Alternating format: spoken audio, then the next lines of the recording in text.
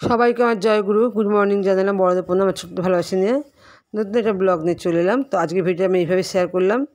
তো বন্ধুরা কেমন আছে? আশা করি ভালো আছে, আমিও খুব ভালো আছি। তো চলো এখন চলে এলাম একটু টিফিন করতে। পরোটা আর আলুর তরকারি করেছি, আসলে চিন্টুর জন্যই করেছিলাম। তো চিন্টু খাবে না, বললো আমার মানে ভালো লাগছে না খেতে। ওর আসলে সর্দি সর্দি, তো ওর মুখে না কিছু ভালো লাগছে না, তো মুখেও রুচি নেই, কদিন ধরে মানে একদম খেতেই চাইছে না। তো আমি যা ঘরে উচ্ছে ভাজা এসব করেছি, কিন্তু ও আবার এগুলো খাবে না। ওর একটু মুখে হলে তো মুখে রুচি একটু মানে স্পাইসি টাইপের কিছু খাবার সেগুলো খেতে চাইছে। তো যাই হোক, আমি বললাম তাহলে তুই মুড়ি দিয়ে আলুর তরকারিটা খা, আর আমি এই রুটিটা খেয়ে নিচ্ছি। তো স্কুলে যাবে বলে একবার জামা পরলো, আবার বলে খুলে দিল। দেখলাম যে ভাবছি স্কুলে যাব, তা আবার মানে শরীরটা চাই, মানে পারছে নিতে।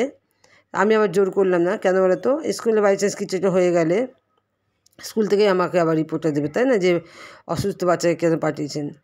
তো যাই হোক, আমি বললাম তাহলে মুড়ি আর তরকারিটা খেয়ে একটু ওষুধ খেয়ে একটু পড়তে বসি, আর আমি এখন এই রুটিটা খেয়ে নিচ্ছি।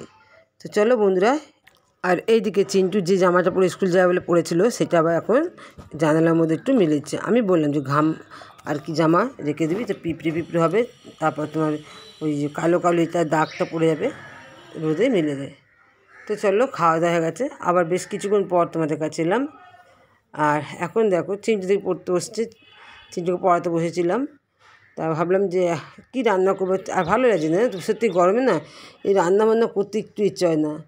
আর বসে বসে এখন কী বলো তো, কটা বাজে না, এখন প্রায় 1টার কাছাকাছি রান্না করতে এলাম। ভাত চালগুলো ভিজিয়ে রেখেছিলাম, কি ইচ্ছাই করছিল না, নিজেরও খেতে ইচ্ছে হচ্ছিলো না, আর চিন্টু তো বলছিল খাবো না।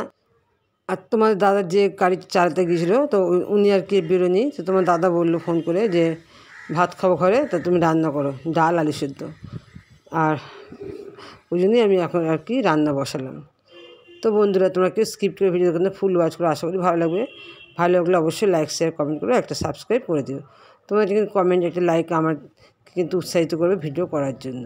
তো আমি নিশ্চয়ই টাইমে একটা ভিডিও দিতে পারছি না, তো যখনই দিবি বন্ধুরা ভিডিও দেখো, ঘরের যে পরিস্থিতি সেই জন্য আমার একটু অসুবিধা হয়ে যাচ্ছে। আর এখন প্রেশার আমি আলু সেদ্ধ বসিয়ে দিলাম।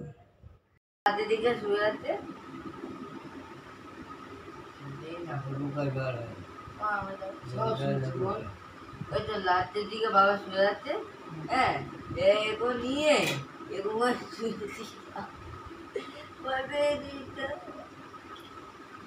তো বন্ধুরা তোমার দাদা এসে গেছে, আর এসে বলছে একটু মানে কিছু মানে লেবুর জল বা কিছু একটু জল হলে ভালো হয়। আর এখন আমি একটু লেবু শরবত করে খাচ্ছি। তো চলো, তার মধ্যে একটু গল্প করছি। চিন্টু একটা সাপ কিনেছে দেখালো না, সেই সাপটা তোমার দাদার গায়েকে ছেড়ে দিয়েছে মনে হয়, ও ঘুমাচ্ছিল, সেটা বলছে বাবার গায়ে ছেড়েছে, বাবা লাফিয়ে উঠেছে। তো ওই দেখো সেই সাপটা, আমিও তোমার দাদাকে একটু ভয় দেখিয়ে নিলাম।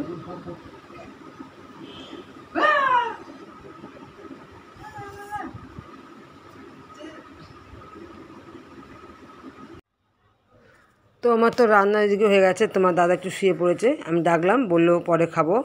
তো আমি ভাবলাম যে তাহলে ঘরের টেবিলটা একটু গুছিয়ে নিই, পড়ার টেবিলটা।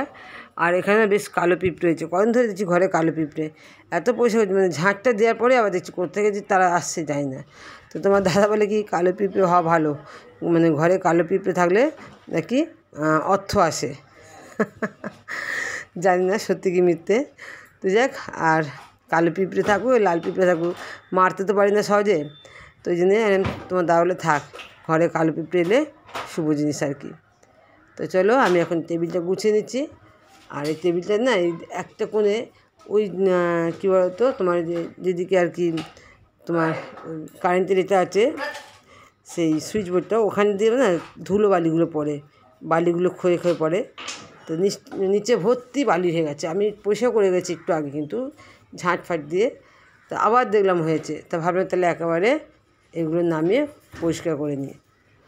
তো বন্ধুরা আমিও শুনেছিলাম কার কাছে যে এইসব প্রাণীগুলো ঘরে থাকলে মানে অর্থ আসে, যায় না সত্যি কি মিথ্যে। তো চলো এখন চলে এলাম খেতে। এই যে দেখো কুলেখাড়া শাকের সেদ্ধ করেছি, আলু সেদ্ধ করেছি, ডাল, আর এই যে ভাত। তোমার দাদা খাওয়া গেছে, এখন চিন্টু আর আমি খেয়ে নিচ্ছি। তো চলো এখন চলে এলাম রাতে খাবার করতে। সন্ধ্যেবেলা সন্ধ্যে দিয়ে এই নাইটে পরে সন্ধ্যে দিচ্ছে, তারপর আর নাইটে ছাড়া হয়নি।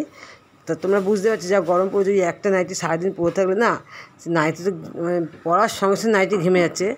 তো ওই জন্য আর তার মধ্যে আবার কাজেও গিয়েছিলাম, এসে আর কি এখন আমি রাতে খাবার করছি। তো রুটি আর আলু ভাজা করে নিচ্ছি, আর একটু ভাত আছে ওবেলায়, তো এই দিয়ে আর কি চালিয়ে নেবো। ডালও রয়েছে। তো বন্ধুরা, এদিকে মা বললো আমি মুড়ি খাবো, মুড়ি আর আলু ভাজা, রুটি খাবো না। তো যাক, আমি মুড়ি আর আলু ভাজা আর কি রেডি করলাম। করে তোমার দাদা একটু শুয়ে পড়েছিল, চিন্টুর সঙ্গে গল্প করতে করতে চিন্টু পড়ছিল। তো গল্প করতে যেন বাবার ছেলে শুয়ে পড়েছে। তো তোমার দাদাকে ডাকলাম যে মায়ের মুড়িটা দিয়ে আসতে। এই যে মায়ের মুড়ি আর আলু ভাজা, আর তোমার দাদা এলে আমরা আবার খেতে বসবো। তো তোমার দাদা অবশ্য খাবে না, বললো যে বাইরে দিয়ে খেয়ে এসছে, খাবে না। বাবা, চিন্টুকে ডাকছি আমি, বাবা, ও বাবা, বাবা, খচুলটি, ও ছঞ্চা পাচ্ছি, ছঞ্চা পাচ্ছি। আর এখন বাজে রাত্রির 10টা। তো চলো, এই কয়েকটা জামা কাপড় আর কি আধ শুকনো ঠিক না, আবার শুকায়নি, এরকম একটা অবস্থা, একটু একটু হালকা হালকা ভিজে। তো আমি আর ভাবলাম যে বাইরে রেখে লাভ নেই রেলিংয়ে, তো ঘরেই মিলে দিই। তো চলো ঘরেটা এখন মিলে দিচ্ছি। তো বন্ধুরা চলো, ভিডিওটা আমি এখানে শেষ করে দিচ্ছি, আর বড় করলাম না। গুড নাইট, সবাই ভালো থাকো, দেখাবো অন্য কোনো ভিডিওতে। আমার সাথে তোমরা থাকো, আমিও তোমার সাথে আছি। ভালো থেকো সবাই, সুস্থ থেকো।